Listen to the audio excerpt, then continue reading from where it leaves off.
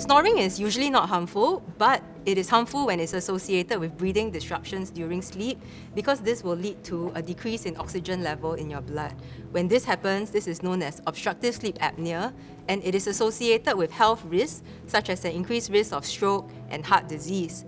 You should see a doctor when you have symptoms suggestive of OSA, such as snoring, excessive daytime sleepiness, choking, or breathing pauses during sleep. Sleep apnea worsens with weight gain because when we gain weight, fat actually gets deposited in the tongue, the throat, and in the neck.